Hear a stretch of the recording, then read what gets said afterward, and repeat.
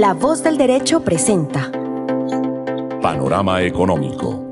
Los hechos, las cifras, las medidas oficiales, el sistema cambiario, monetario y crediticio. Dirige y conduce Luis Alberto Ávila. Bienvenidos a Panorama Económico en La Voz del Derecho con la dirección general del doctor José Gregorio Hernández Galindo. Hoy les acompañaremos Alejandro Velandia, Alberto Ávila, nuestro invitado, el profesor Orlando Goncalves, en el control máster el ingeniero sonido Luis Daza. Como siempre, iniciamos con el análisis internacional, los temas que más afectan la economía global y que pues obviamente inciden en cada una de las actividades en los distintos sectores económicos.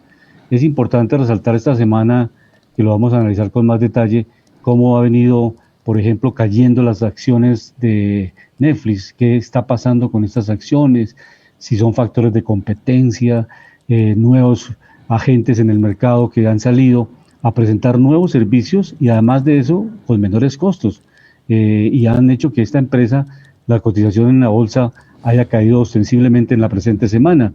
Y también una leve recuperación del petróleo esta semana, el petróleo tanto WTI como Brent, una leve recuperación, que también son elementos importantes que podemos analizar en cada uno de los programas, qué impacta, hasta dónde llega estos efectos a Colombia, cómo nos favorece un precio del petróleo más alto, cómo incrementa las finanzas del país, pero también desde luego esos altibajos, ¿no? Cada semana hemos tenido variaciones muy fuertes en cada una de estas actividades económicas. Igualmente, pues se avecina el debate presidencial y además la fecha, el 29 de mayo, se aproximan las elecciones en Colombia y desde luego es una etapa importante, histórica para el país. Se decide qué modelo de desarrollo se va a implementar, si seguimos con el modelo vigente, hay unos cambios en el modelo de desarrollo. Como hemos explicado siempre, el sistema económico no cambia. El sistema económico, nosotros estamos enmarcados dentro del sistema capitalista global y el sistema no va a cambiar. O sea, siempre hemos hablado con muchos abogados, muchos constitucionalistas, y el sistema económico en su conjunto siguen las variables, libre empresa, libre mercado, competencia teóricamente, aunque no hay una competencia perfecta, pero esas variables siguen vigentes en el sistema económico y creemos que con cualquier candidato que llegue en el próximo periodo presidencial, los próximos 4 años, cambiará sí el modelo sí es distinto. El modelo económico hace referencia a las variables, hace referencia a cómo usted va a manejar la política monetaria, la política fiscal, la política cambiaria, la política agropecuaria, la industrial, la tributaria. Todos esos elementos sí pueden cambiar en cada gobierno. Y el sistema en su conjunto sigue siendo un sistema de empresa privada que pues, desarrolla distintas actividades y sigue pues obviamente generando una gran cantidad de oportunidades de trabajo. Y vienen los dos enfoques, si realmente tenemos un enfoque de más intervención, más promoción. Para algunos se quedan en esa teoría como keynesiana, de que más intervención del Estado. Para otros ya estamos más en la época de Tomás Piketty, o sea, no intervenir, sino promover, un Estado promotor, que facilite las cosas y no entorpezca las actividades económicas, tanto del sector privado como del mismo Estado. O como los institucionalistas que sustentan que debemos renovar, modernizar el Estado, que el Estado cada vez sea más eficiente y aplique toda la tecnología y la innovación para que preste más y mejores servicios. En eso estamos y pues esa es la realidad que estamos viviendo y tenemos las distintas opciones en las próximas elecciones.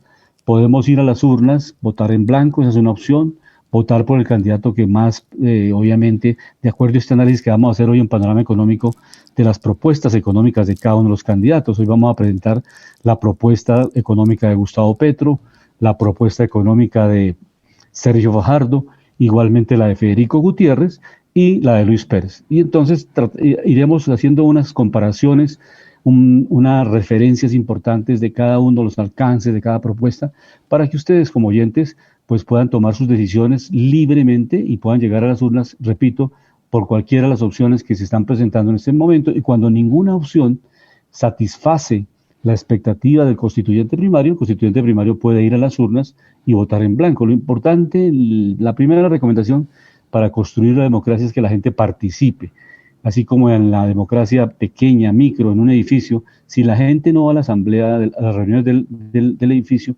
pues difícilmente después puede reclamar por qué no se están cumpliendo con los programas de mejoramiento de la calidad de vida de la infraestructura del edificio. Igualmente así le pasa a este gran edificio que es Colombia. Si no participamos, después difícilmente podemos reclamar. Pero iniciamos, Alejandro, con cómo está la situación internacional, cómo está el mercado de acciones y, como comentaba hace unos minutos, ¿cuál es la explicación, Alejandro, por qué está bajando tanto la acción de Netflix en el mercado? Sí, muy buenas tardes a todos nuestros oyentes de Panorama Económico, mis estimados colegas Luis Alberto Ávila, Jimena Charri, nuestro invitado de hoy, profesor Goncalves, y nuestro estimado y querido director José Gregorio Hernández Galindo, y por supuesto nuestro ingeniero de sonido Luis Daza. Estamos mirando los movimientos a nivel internacional, vemos que las materias primas siguen con su volatilidad, esto también por el tema que se venía presentando en la guerra entre Rusia y Ucrania. Estamos mirando hoy en los indicadores en el New York Stock Exchange a los más importantes, que recordemos el Dow Jones, que es la agrupa de los industriales, hoy está cayendo el 0,90%, cerrando en los 34.765 puntos. También vemos al Standard & Poor's, que agrupa las 500 más representativas del mercado, cayendo menos 1,30%, cerrando en los 4.397. Y también el Nasdaq Composite, que agrupa las tecnológicas, cerrando también negativo, cayendo el 1,80%, cerrando en los 13.752 puntos. Precisamente este indicador, el Nasdaq Composite, es el que agrupa las tecnológicas, pues vemos que este indicador es el que más fuerte está cayendo hoy, y acciones como Netflix, que son tecnológicas, precisamente se agrupan en este tipo de índices. Podemos ver que obviamente a Netflix fue una revolución, no nomás en el mercado, sino a nivel de acción. Se incrementó mucho su valor, subió mucho, pero cabe recordar que en este momento ya salieron muchos competidores en el mercado a nivel global. Ya no solo salió Amazon Prime, que es una compañía del magnate, el segundo hombre más rico del mundo, Jeff Bezos. Recordemos que este es dueño de Amazon, que es e-commerce, también tiene programa espacial, que es el Blue Origin, y también tiene otro tipo de negocios como retail. Bueno, se volvió un holding multisector. Ellos ingresaron en la televisión, también las compañías antiguas de televisión como Fox, como ESPN ya salieron a través de Star Plus, que es otra aplicación, salieron Disney, bueno, y muchas otras. Ya hay una lista, entonces el mercado ya dejó de ser algo exclusivo para Netflix. Recordemos que Netflix llegó a tener unos ingresos tan importantes que llegó a tener sus propios estudios, ya no compraba precisamente series nuevas que hacían otros estudios, sino creaba las propias. Entonces toca mirar que la tecnología en las inversiones y en las proyecciones, todo cambia, y sobre todo lo tecnológico siempre nos ha hecho ver que es muy buen negocio, de los mejores negocios hoy en día, que los que más generan rentabilidad y más dinamismo es el sector tecnológico. Pero vemos que también puede ser muy sensible, porque llega un competidor con más tecnología o con mejores servicios y obviamente puede afectar su mercado. Miramos, por ejemplo, las acciones más movidas en el New York Stock Exchange. ExxonMobil, recordemos, sector energía, precio de los $87.03, hoy cayendo el 1,06%. Acciones tecnológicas como la de Twitter está subiendo hoy el 0,68%, pero esto por la expectativa también que hay con respecto a que Elon Musk, primer hombre más rico del mundo, quiere ir detrás de esta compañía. Ya compró una parte importante y está ofreciendo comprar toda la empresa. Recordemos que esta acción está cerrando los $47.04. Meta, antiguamente nombrada como Facebook, está cerrando en una caída muy fuerte hoy de menos 6,16%, cerrando en los $188. Recordemos que esta también es una acción de los hombres más ricos del mundo, estaba en el top 10, ya está en el top 20, ya abajo del top 10, que es Mark Zuckerberg, que es su dueño. Y esto obviamente por temas de privacidad, porque ha tenido también problemas con gobiernos en Europa por tema de privacidad, uso de datos. Miramos otra acción tecnológica en la bolsa de Estados Unidos, en Wall Street. Alphabet, recordemos que es la misma Google, hoy está cayendo el 2,52%, cerrando en los 2.496 puntos. Y Apple, otra tecnológica dentro de las top 10 a nivel mundial por ingresos, vemos que tiene una leve caída hoy del 0,48%, cerrando en los $166. Recordemos que Apple es de las empresas más eficientes a nivel mundial, a nivel financiero, es de las que más registra ganancias netas, tiene un buen ejercicio, casi siempre está fluctuando entre el 20, 25 o 30% de utilidad sobre su ingreso de operación. Entonces, de las acciones más importantes a nivel global. Miramos también tasas de las reservas federales de las reservas centrales de los bancos del mundo. Miramos primero la Reserva Federal de los Estados Unidos. Recordemos que su tasa está en el 0,50%, la tasa de intervención central. Zona euro, 0%. Ellos no quisieron subir precisamente su tasa, pero muchos pronostican que se pueden venir más problemas de inflación. Reino Unido sigue con su tasa en el 0,75%, Suiza 0,75% negativo. Banco Central de Canadá el 1%, Banco Central de Japón menos 0,10%, Rusia modificó su tasa, recordemos que estaba en el 20%, tratando de proteger su moneda el rublo, ya le viene funcionando y bajó 300 puntos básicos y quedó en el 17%, recordemos que estaba en el 20%. En el caso de la India, 4%, China 3,70% y el Banco Central de Brasil en el 11,75%.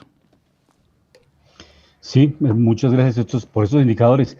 Y ayer fue un gran debate en Francia del presidente Macron con Le Pen, y es un debate importante porque se define si realmente Francia toma un giro hacia la extrema derecha o se mantiene el centro y la coalición con algunos partidos de izquierda.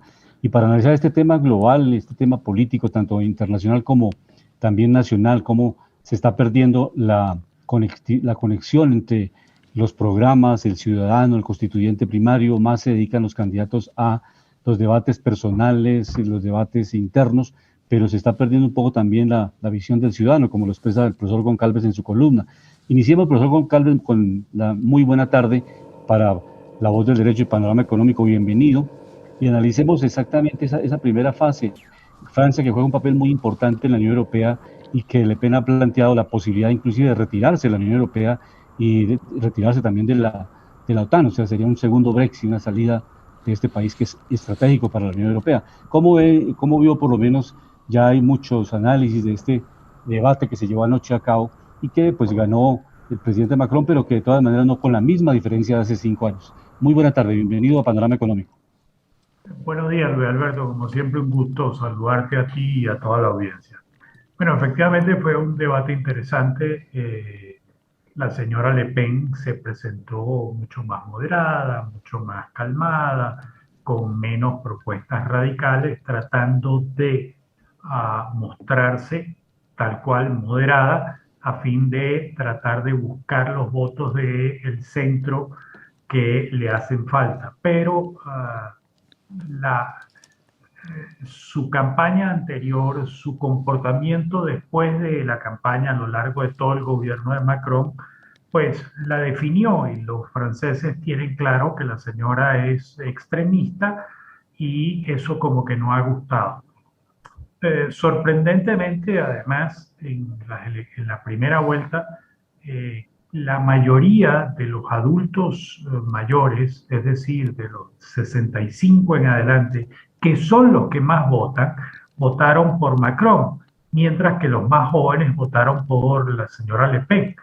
Pero al definirse que van a segunda vuelta estos dos personajes, Macron comienza a rescatar votos de edades más jóvenes, de los hombres y mujeres de 45, 40, 35 años, y se ha venido alejando de la señora Le Pen.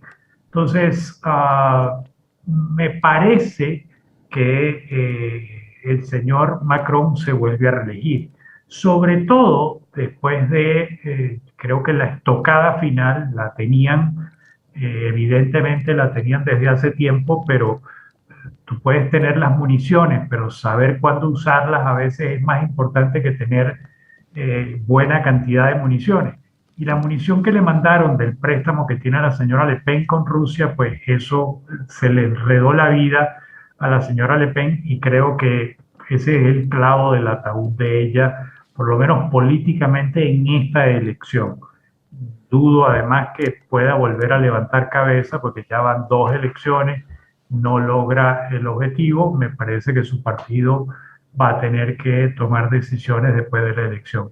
Así que me parece que el señor Macron se va a reelegir para la tranquilidad de Europa, y para buena parte de la tranquilidad del mundo. Y por supuesto, el señor Macron no ha hecho un mal gobierno, ha hecho un gobierno bastante bueno, inclusive ha comunicado mal, ha perdido los estribos con los antivacunas y eso le generó que esté en esta posición que en la primera vuelta se veía muy apretado, pero ya comienza el país a relajarse y a entender que el señor Macron, con sus defectos que lo tiene, con las cosas que haya podido equivocarse, es mejor para Francia y para Europa que la señora Le Pen. Profesor Goncalves, buenas tardes. Habla con Alejandro Velandia.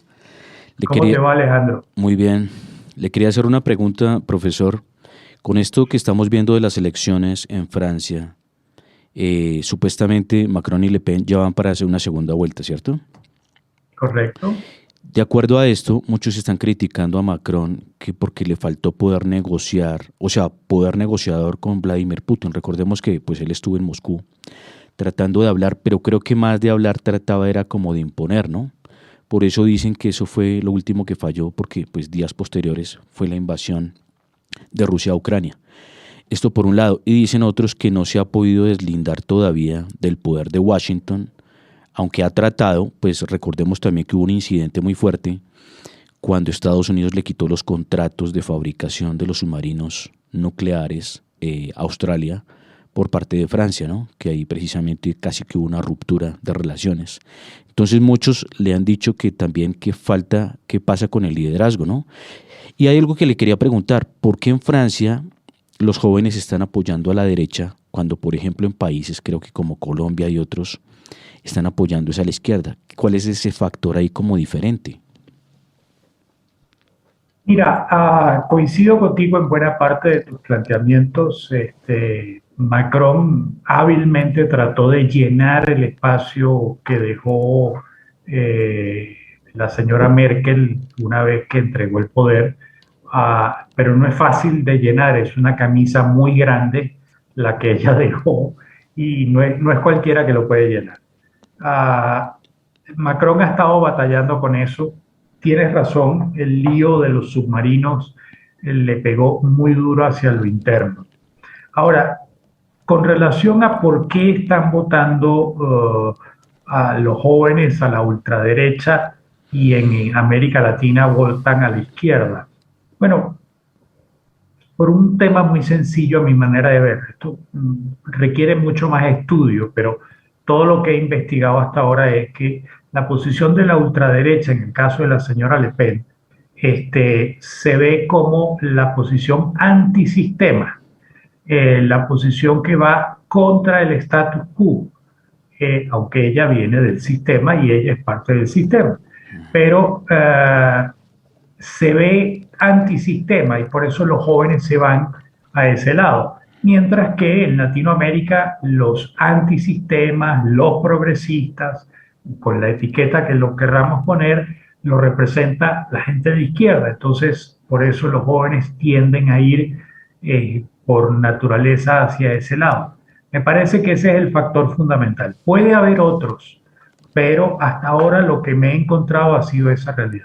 Profesor Goncalves, una pregunta que le iba a hacer con esto que está pasando a nivel mundial y que obviamente incluye a Macron y su gobierno como eje fundamental de Europa.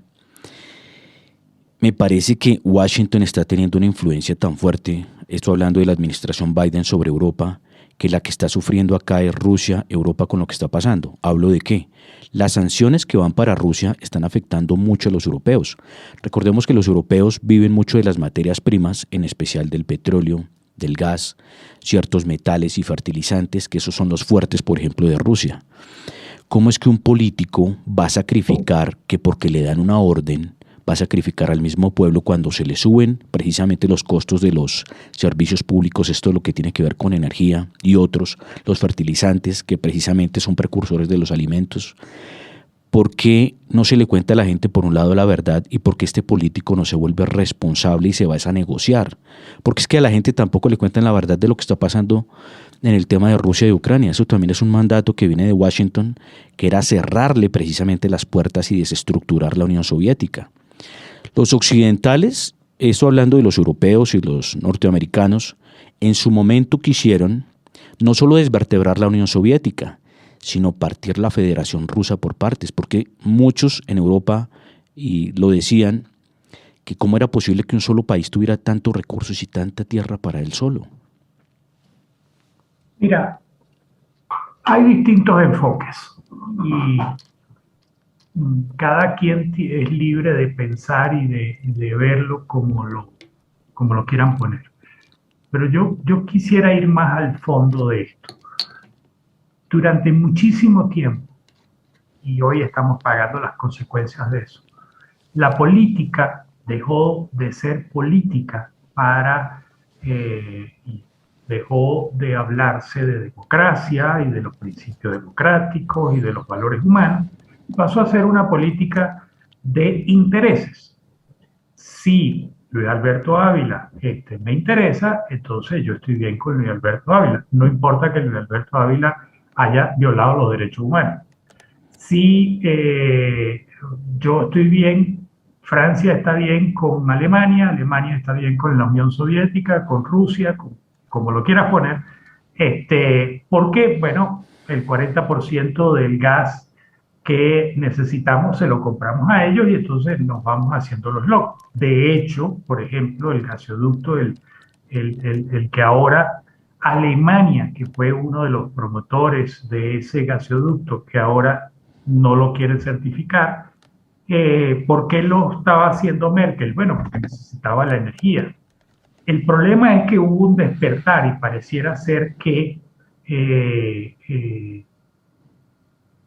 la invasión de Rusia a Ucrania y los crímenes de lesa humanidad que se están cometiendo en esa invasión y los desmanes que se están cometiendo han hecho que los países reaccionen y piensen, bueno, aquí todos tenemos que pagar esta factura porque no podemos mantener el tema de los intereses.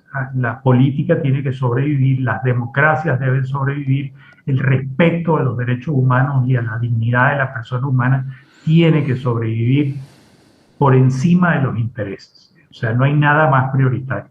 Pareciera ser que los países, digo pareciera, resalto, subrayo la palabra, que es por allí donde están transitando y están dispuestos a sacrificarse. Por ejemplo, en Alemania, las grandes fábricas y muchos empresarios medianos y pequeños están conscientes de que eso les va a costar y están tratando de presionar y protestar contra el gobierno para que le compre a Rusia y le paguen los rublos, pero que ellos necesitan el gas, ellos necesitan el carbón para poder poner a producir sus fábricas. Profesor Goncalves, una pregunta, remato, en tema de los fertilizantes, es otro issue importantísimo. Entonces, algunos países quieren darle la vuelta a ese tema, pero pareciera que hay un consenso para mantener las sanciones y es más, para aumentarlas, porque entendieron que el negocio de sacrificar los derechos humanos y los principios democráticos por intereses, a la larga tienes resultados como los que tienes hoy con la invasión de Rusia a Ucrania. Perdón. Sí, iba a decir algo que, si bien es cierto que Estados Unidos es pues de las mejores democracias que hay en el mundo, pues con sus falencias, con sus virtudes, pero hay gobiernos que precisamente creo que no tienen autoridad moral para hablar de sanciones. ¿Por qué? Recordemos, por ejemplo, el tema de la invasión a Irak por parte de George Bush, que supuestamente fue porque tenían armas de destrucción masiva, las cuales nunca encontraron, ¿no? No se hicieron responsables, destruyeron un país. Y esto también con el caso de Libia, con Siria y otras naciones. Entonces, ¿por qué no se aplican sanciones de verdad de una forma de un Consejo de Seguridad o de un Consejo de Naciones Unidas? ¿Y por qué se sigue manejando es a la conveniencia. O sea, porque hay una política falsa y porque no hay realmente un consenso de tener un mundo multipolar, porque es importante. Hay que entender también que si a un país lo van a acercar y lo van a invadir y le van a quitar su eje geoestratégico, pues obviamente se va a ver afectado, cosa que pues recordemos que desde la Unión Soviética pues venía sucediendo. Y hay que recordar una cosa, no sé qué opina profesor Goncalves de lo que le voy a decir, pero Rusia, por ejemplo, Rusia fue uno de los que ganó la guerra a la Unión Soviética después de la Segunda Guerra Mundial. Y de los botines que se llevó precisamente fue la mitad de Alemania, grandes países del bloque oriental, junto que una de las repúblicas que ya tenía, pues ya eran parte suyo. No fue un buen gesto también cuando Rusia le devolvió la mitad de Alemania a Alemania, porque Alemania fue primero el agresor, ¿no? Entonces, ¿por qué no se ponen a negociar bien y por qué ahora se le quiere también el cerco y no incluir a una nación para que también sea rica y pueda tener también pues unas decisiones a nivel ejecutivo a nivel mundial? Pues a mí me parece que el tema multipolar es importante, obviamente respetando el tema de las democracias, pero sí es importante tratar de mirar las verdades desde todos los ángulos, porque eso nos da un equilibrio. Porque es que, ¿qué está haciendo Occidente? Y eso es peligroso. Con estas sanciones mandó a Rusia a los brazos de China, y China obviamente es muy hábil y muy astuto, y está sabiendo capitalizar esto. No sé qué opina de esto y cómo lo ve, o sea, cómo ve precisamente este valor de cargas, este valor de reciprocidades que se tiene que dar. Estoy totalmente de acuerdo. O sea, si nos reenfocamos en que lo importante son los principios democráticos y el respeto a los derechos humanos y a la dignidad de la persona humana, pues entonces la política va a tener que cambiar.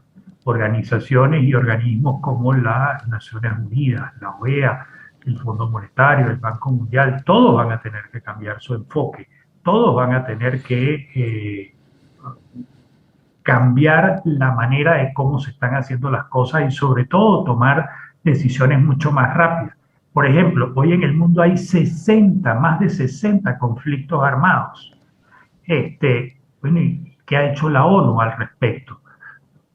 No ha logrado frenar eso. Entonces, el papel de la Unión, de la Organización de las Naciones Unidas está muy cuestionado. Cumplió su función a cabalidad después de la Segunda Guerra Mundial. Sin duda que lo cumplió, pero desde hace ya un par de décadas viene generando fallas y no logra controlar y no logra que tengamos un mundo en paz. Entonces, esto hay que cambiarlo. Esto es una realidad. Posiblemente el COVID y posiblemente la invasión de Rusia a Ucrania generen que las nuevas generaciones, porque no van a ser los que están hoy en día, que las nuevas generaciones tengan un nivel de conciencia distinto que incida en estos organismos y comiencen estos organismos a cambiar. Por ejemplo, yo soy de la tesis de que, y lo escribí hace ya un par de años, nosotros tenemos que llegar a una constitución mundial, porque hay problemas que hay que atacarlos de manera global. ¿Cómo resuelves el problema climático, la crisis climática? ¿Cómo resuelves el narcotráfico? ¿Cómo resuelves el problema de la trata de personas o del tráfico de armas, la venta ilegal de armas? Son problemas globales y hay que resolverlos globalmente. Y la única manera es si tuviéramos un marco jurídico con el que todos estuviéramos de acuerdo y todos lo respetáramos. ¿Es iluso? Puede ser. ¿Va a costar? Sí, va a costar mucho tiempo, vidas, dinero, pero hacia allá vamos a tener que ir si queremos sobrevivir como especie. Le quería decir, vamos al campo nacional y en este proceso que estamos viviendo usted ha escrito una columna muy interesante, el tema de que se está enfocando mucho más la competencia en los candidatos y más no en el ciudadano. ¿Cómo le podemos decir a la gente esto? ¿Cómo las personas son más importantes? No hay detrás de ellos partidos, construcción colectiva de propuestas. Casi siempre se está definiendo es que el candidato es el centro de todo y no hay propuestas que son producto de esa construcción colectiva. El ciudadano ha quedado relegado a segundo plano. ¿Cómo ha estructurado esa columna? Es interesante conocer ese punto de vista ampliado. Bueno, Desde siempre las campañas electorales se tratan de los electores, no de los candidatos.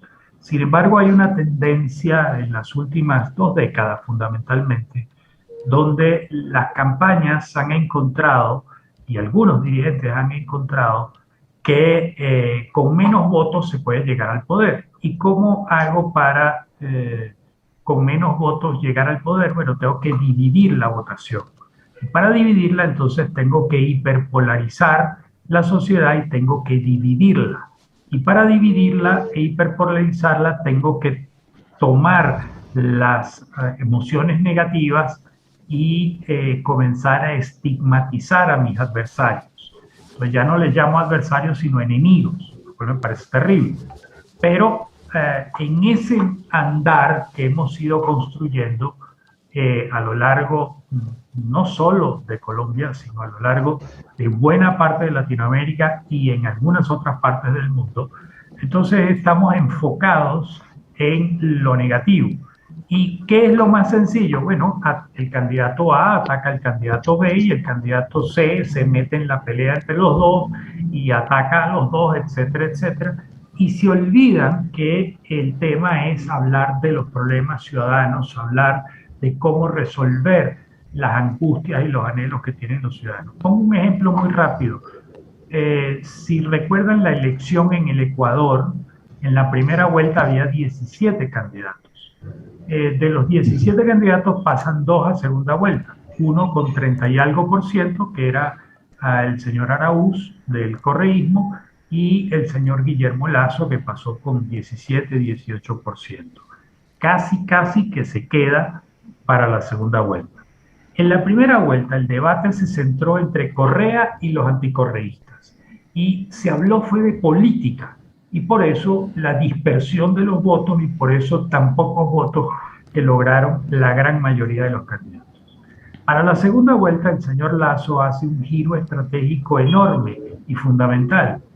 Abandonó el discurso Correa-anticorrea y comenzó a hablar de los problemas ciudadanos. ¿Cómo voy a hacer un plan de vacunación efectivo y masivo? ¿Cómo voy a hacer para que los ecuatorianos ganen más dinero?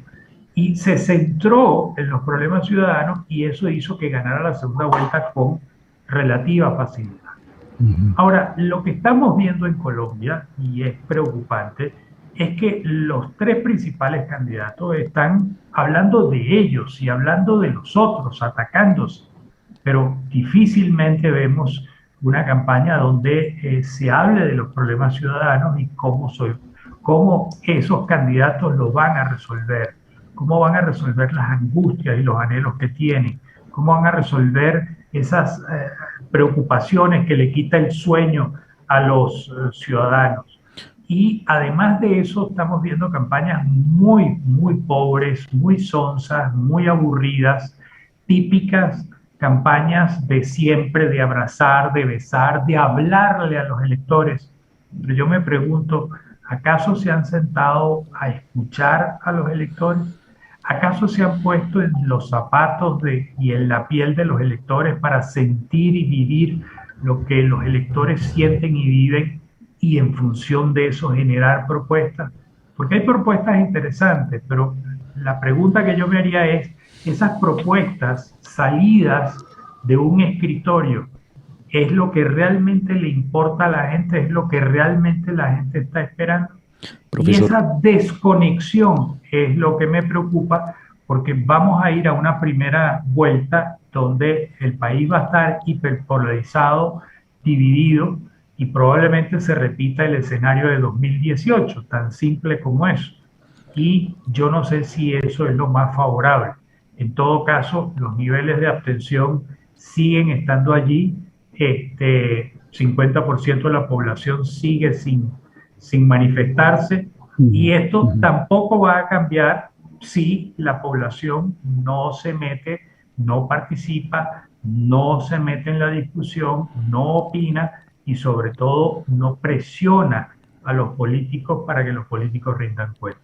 Profesor Goncalves, ¿usted cree que, por ejemplo, dentro de estos temas de elecciones, hace falta es educar también al elector? Y si los medios tienen algún tipo de responsabilidad, ¿por qué lo digo?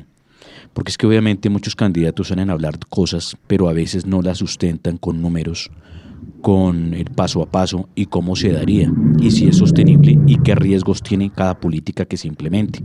Porque es que obviamente, pues mucha gente, por ejemplo, no sabe de economía, no la comprende, no la entiende o aparentemente no le interesa cuando es tan importante, o la misma política porque son las leyes pues que rigen la vida de todos los seres humanos. Entonces, por un lado, no hace falta también una responsabilidad de los medios, que los que están presentes precisamente eduquen a la gente para que tengan una capacidad de pensamiento, de discernimiento sobre una buena decisión, eso por un lado. Y por otro lado, le iba a preguntar a usted, ¿qué opina usted de las ideas del candidato Petro? ¿Para usted son sostenibles, son viables y son sustentables? Con la primera parte, evidentemente los medios tienen un papel fundamental y me parece que no lo están haciendo. Los medios deberían colaborar y contribuir con informar mejor a los ciudadanos. Pero el problema tiene que ir más allá. Nosotros tenemos que regresar a las escuelas y desde muy temprano tenemos que comenzar a darle educación cívica a los muchachos. Los muchachos tienen que comenzar a aprender desde muy temprano que la política, nos guste o no nos guste, estemos a favor o en contra, incide en nuestra vida diaria y que en la medida en que nosotros participemos como ciudadanos, en esa misma medida podemos mejorar la política y podemos hacer contraloría social sobre lo que hacen nuestros gobernantes. Entonces me parece que hay que darle la importancia que se debe a la política y esto implica ir a las escuelas y comenzar desde muy temprano, desde los primeros grados de instrucción primaria hay que comenzar a hablar del tema y por supuesto esto tiene que ser acompañado por los medios. En el segundo tema, las propuestas de Petro, mire, a mí me parece que algunas de ellas son bien interesantes. Pero de nueva vuelta, está hablando del cómo, está hablando del qué, pero no del cómo. Entonces, a veces a uno le entran dudas. Y luego están muy mal explicadas. Entonces, el debate se confunde. Por ejemplo, la tendencia, la OIT ha dicho que hay que reversar este tema de los fondos privados de pensiones y recomienda a que los estados asuman la integralidad de los fondos de pensiones. De hecho, de 32 o 34 países, ya 17 lo han reversado.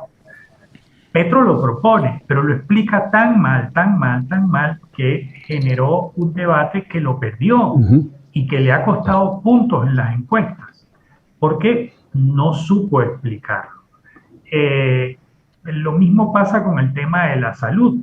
Entonces, ¿son sostenibles en el tiempo? Deberían serlo si hay responsabilidad fiscal y administrativa, probablemente, pero de nueva vuelta están muy mal explicadas y al estar mal explicadas la gente no las entiende y la gente las rechaza. Profesor Goncalves, ¿usted cree que el discurso de Petro y los que están con Petro acompañándolo traen un tema de desarrollo, de un tema de discurso de resentimientos, porque eso es lo que les está dando miedo a muchos, ¿no? Y lo otro, dicen que él está muy mal acompañado. Hay algo que a Petro pues tocaba verle que era interesante, que era el desarrollo de las empresas públicas. Recordemos el caso del ETB, que él hizo una fuerte inversión. Él precisamente se trajo un hombre de empresa, que era Saúl Catán, que era un hombre de empresa. La empresa de energía de Bogotá, que es una empresa muy importante, que es de energía, que da muy buenos rendimientos, es una empresa muy buena. Es importante tener esa política mixta en un país de fortalecer las empresas públicas, pero que sean eficientes. No que el candidato que llegue las llene de burocracia y las haga ineficientes.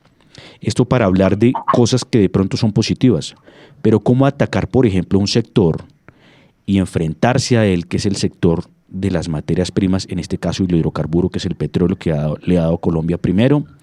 Es el primer renglón en exportaciones, es lo que más le genera ingresos al país por exportaciones a nivel fiscal y otro tipo de indicadores. La energía también que viene a través del carbón también ayuda mucho al país por el tema de las regalías, también por los ingresos. Entonces, ¿por qué no dejar ese discurso? Porque parece, no sé si el profesor Goncalves lo ha analizado, Pero a veces parece que Gustavo Petro viniera con un discurso impuesto a nivel internacional, que alguien le estuviera pidiendo esas condiciones.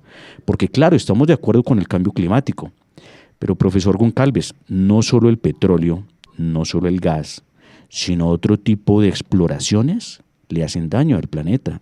Entonces la moraleja es hacer esto sostenible y sustentable. Por ejemplo, para obtener el cobre hay que hacer unas excavaciones.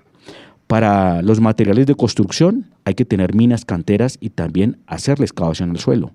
Para otro tipo de industrias hay que hacer lo mismo. Entonces, ¿por qué se va a esto? Porque es que parece que fuera de verdad protegiendo un sector y queriendo dañar otro. Esto, en el caso que también esto está dañando supuestamente y le da nerviosismo a la industria energética nacional, que pues ha sido el fuerte de Colombia también, ¿no? Mira, yo estoy totalmente de acuerdo en que nosotros tenemos que transitar hacia energías alternativas. Pero tal como lo planteó el señor Petro, que su primer decreto va a ser prohibir la extracción, eso me parece una perfecta estupidez. Porque primero, ¿qué vas a hacer con el nivel de desempleo que vas a generar? ¿De dónde vas a obtener los recursos que hoy estás teniendo? O sea, definitivamente el petróleo hay que ir saliendo de él, no hay duda, pero eso requiere preparar el país y eso requiere tener un plan, y un plan a mediano plazo, ya ni siquiera a largo plazo, pero a mediano plazo, pero tener un plan que sea sustentable. Entonces, me parece que ha sido un error estratégico el señor Petro, porque no han medido claramente las consecuencias de un plumazo. Se acabó, paramos todos los pozos petroleros. ¿Qué vas a hacer con esa gente? ¿En qué lo vas a emplear? Y que más grave aún, ¿de dónde vas a sacar el recurso que estás obteniendo hoy de eso? ¿De dónde vas a sacar el recurso? O sea, el carbón es una de las cosas más contaminantes del mundo, y Colombia tiene una de las minas a cielo abierto más grandes del mundo. Pero, ¿y eso hay que acabarlo? Sí, definitivamente hay que acabarlo. Pero eso toma tiempo, no puedes hacerlo de la noche a la mañana. No, transición. Entonces, hay que establecer un plan de transición consensuado con todo el país y preparar a todo el país para eso. Y eso toma tiempo, toma recursos que ¿quién te los va a dar? La propia industria minera y la propia industria petrolera. Profesor Goncalves, pues muchas gracias por haber estado esta tarde con nosotros, para que siga su agenda en el día de hoy, y estaremos comunicándonos próximamente para seguir analizando estos temas de la vida nacional, de la realidad nacional, de la política colombiana y también de la política global. Muchas gracias. Gracias a usted, Luis Alberto, como siempre un gusto haber podido estar con ustedes. Un abrazo. Un abrazo, buena tarde. Y seguimos en este análisis, en esta referencia a lo que está pasando a nivel internacional, a nivel nacional. Y para eso vamos a escuchar el programa, por lo menos elementos esenciales de los 4 candidatos que más opciones van a tener en este proceso, en esta primera vuelta, el 29 de mayo. Escuchemos inicialmente al candidato Luis Pérez y su propuesta económica. Nuestra economía es relativamente vetusta, pues para decir la verdad. En general la economía de Colombia es relativamente vetusta. Nosotros tenemos que hacer unas economías que se disputen más el comercio internacional. Nosotros no podemos solamente crecer a punto de hacer pizzas o fábricas de empanadas las típicas empresas que nosotros hacemos. Yo, por ejemplo, estoy proponiendo, les menciono algunas. Por ejemplo, estoy proponiendo que cojamos la economía verde del cannabis. Hoy el mundo está enamorado del cannabis. Esa es una economía de 350.000 millones de dólares. Y nosotros todavía, el mismo gobierno ha sido temeroso, pensando que eso es malo. El mundo pasó ya de la maldición del cannabis a la bendición del cannabis. Usted se imagina a Colombia disputando 350.000 millones de dólares. Hace poco le entregaron a Colombia, en el año 2021, el 45% del cannabis medicinal del mundo, y no lo quiso recibir, no tenía ni reglamentación. Eso es una vergüenza para el país. Entonces, la propuesta mía es simple. Si hay 60 países que han legalizado el cannabis, legalicemos nosotros el cannabis en todo su esplendor. Aquí está legalizado sembrar y está legalizado consumir.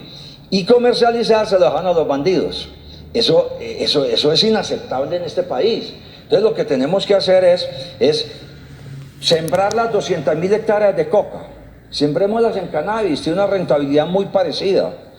Acabemos con el narcotráfico.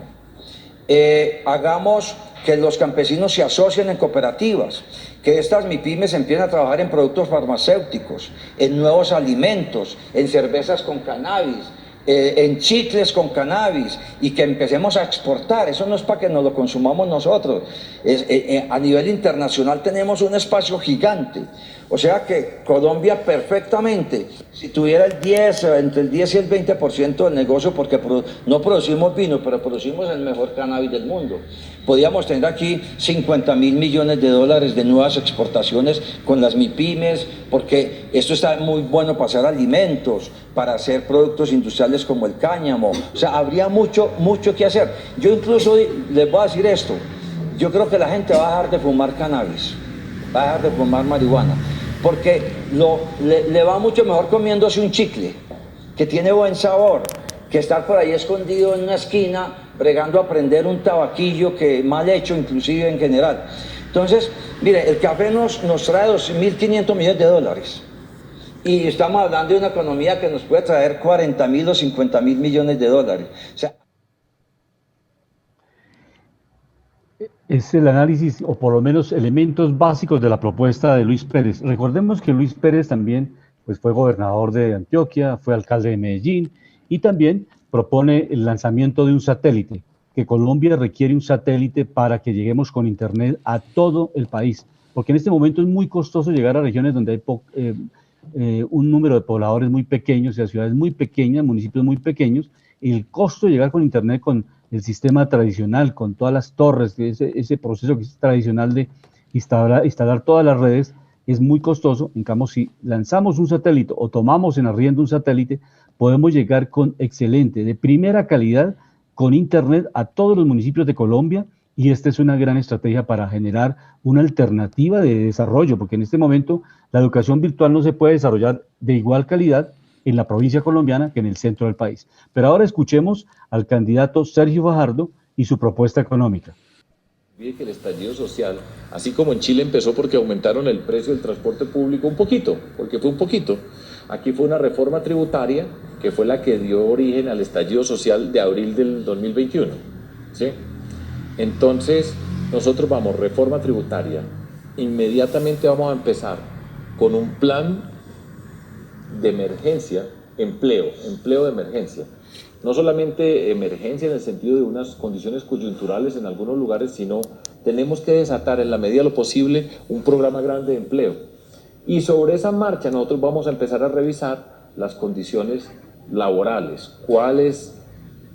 Y lo digo en este orden porque es importante, porque si uno empieza a hacer una discusión, primero la reforma laboral, entonces empieza a imaginarse los sectores, vamos desatando los sectores y sobre la marcha vamos viendo, esta es la reforma laboral que se necesita, yo no tengo la menor duda, y tenemos que hacer algo que va a ser importante en mi gobierno, que va a tener mucho de concertación. Colombia necesita mucha concertación para lo que viene. De eso no tenga la menor duda. En el Cauca, si no vamos con un proyecto de concertación, el problema social del departamento del Cauca, que es el más difícil para mí de todo Colombia, ¿sí?, no va a ser, se va a solucionar. Entonces vamos a tener un proceso de concertación, pero no esa concertación que ha visto Colombia, que es, a ustedes les ha tocado, faltando un mes para terminar el año, para el salario mínimo, que es una película pues que todo el mundo ya sabe el comienzo, la trama y el final, que es exactamente siempre el mismo. Proceso de concertación permanente, y vamos a incorporar sectores sobre los cuales vamos a tener que estar mirando cómo puede ser el mundo laboral, pero lo vamos a discutir. Sin duda que la tecnología tiene una gran influencia y la vamos a tener que reconocer.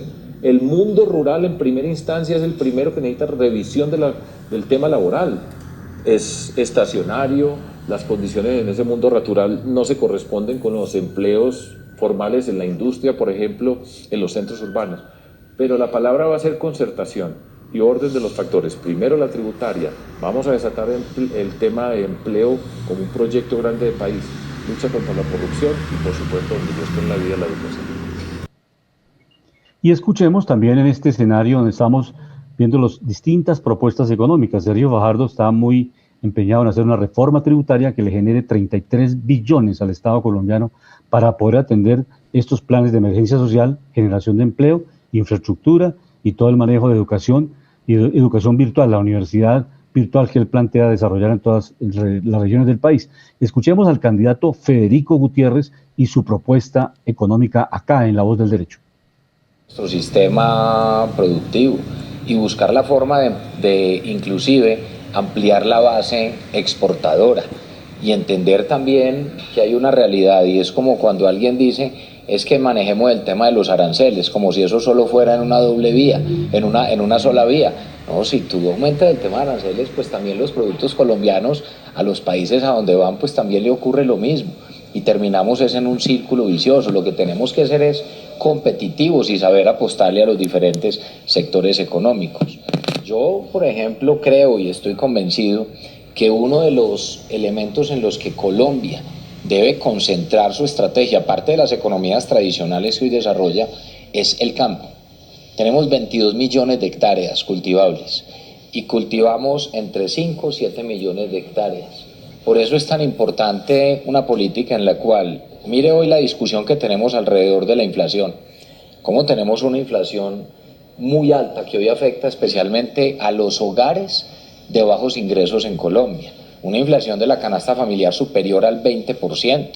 Entonces, ahí es donde hay que saber cómo con una política no solo de gobierno y no políticas de Estado, fortalece los sistemas productivos y desarrollas otros donde tengas potencial.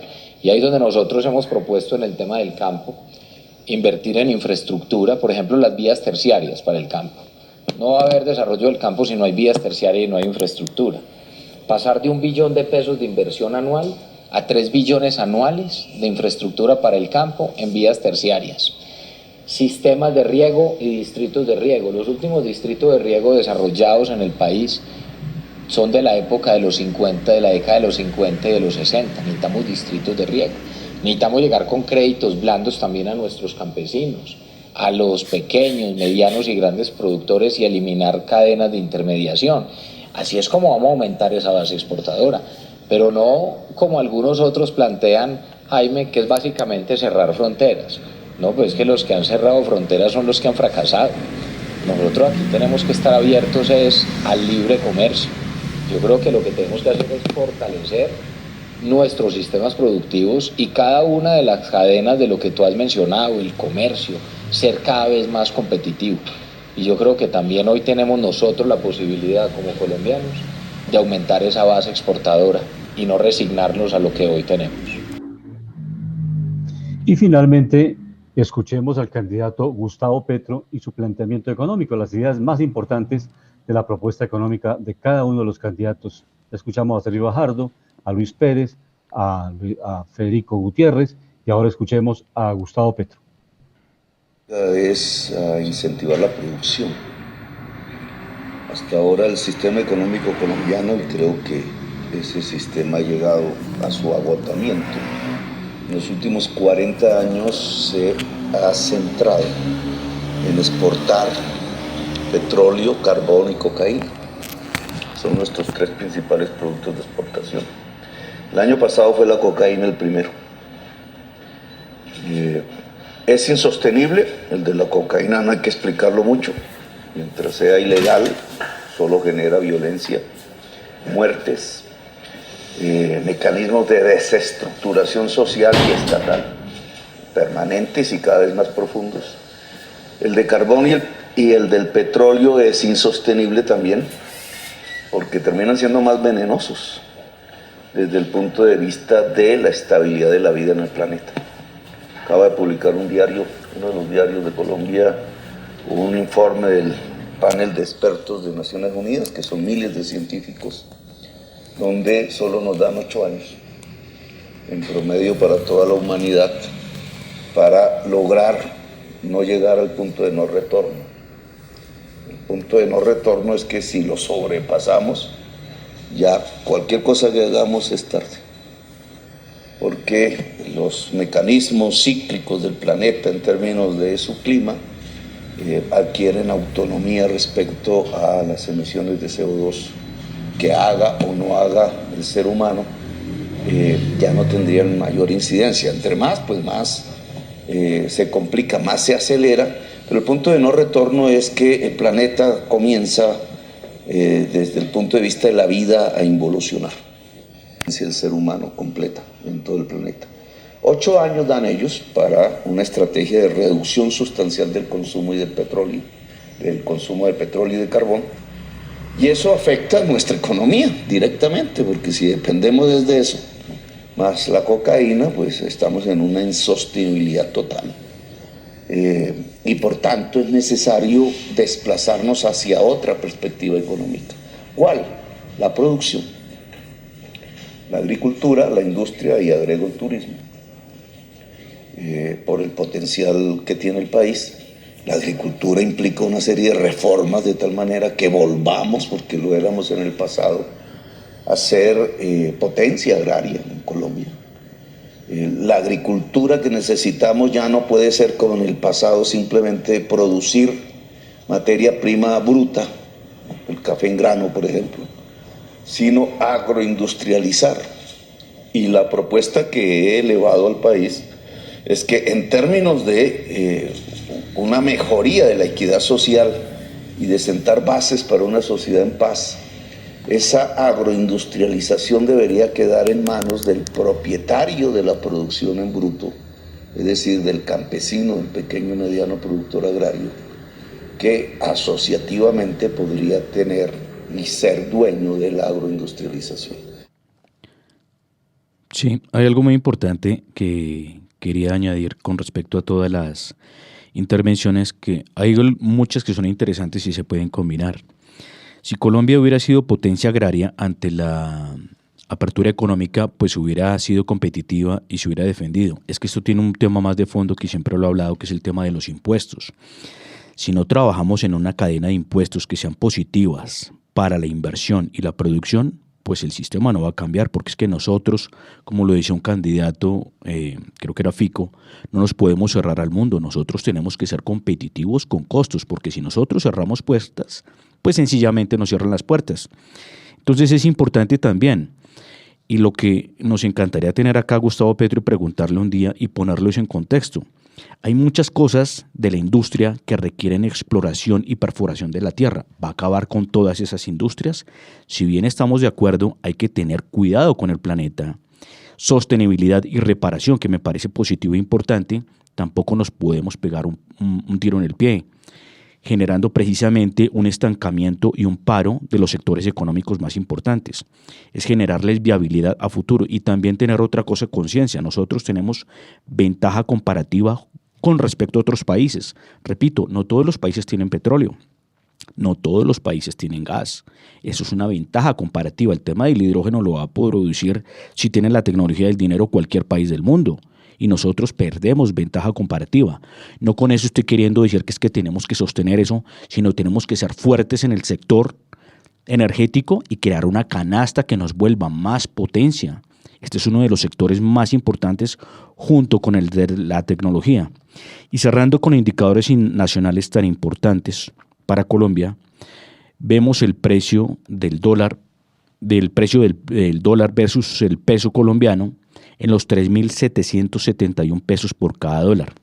Hemos visto que ha tratado de romperlo. En unas semanas atrás llegó a tocar por debajo de los 3.700, volvió a recuperar la senda de los 3.700, llegó a tener un piso de los 3.714, 3.715, hoy en día está en los 3.771.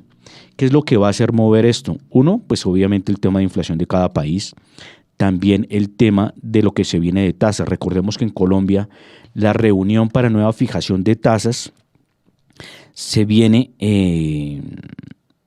para el día primero, para los próxima decisión, el 29, que es la otra semana de abril. Eso para el caso de Colombia.